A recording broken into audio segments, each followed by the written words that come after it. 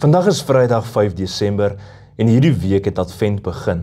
Ons het Sondag 2 wonderlike Kerssangdienste gehou wat ons in die storie en dieper betekenis van Kerstyd wil innooi. En oor die volgende paar Sondae op pad na Kersdag steek ons weekliks 'n spesifieke kers aan.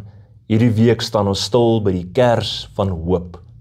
Vandag se tema, die hoop wat in 'n kind gebore word. Ons skriflesing is Jesaja 7 vers 14.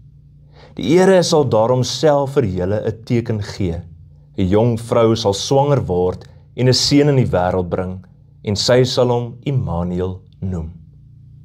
Jy sien, die grootste rede vir hoop is die mees onwaarskynlike. God word 'n baba. Die Almagtige huil. Die een wat hemele dra, word gedra. Dit is hoe God hoop gee. Nie deur mag en krag nie, maar deur swakheid en afhanklikheid. In 'n wêreld wat krag aanbid, sê Kersfees, ware hoop kom in 'n krib, nie op 'n troon nie. Dit beteken daar is hoop vir elkeen van ons. As God in 'n kind kan kom, dan kan hy in jou en my situasie ook kom, hoe onmoontlik dit ook al mag lyk. Kom ons bid saam.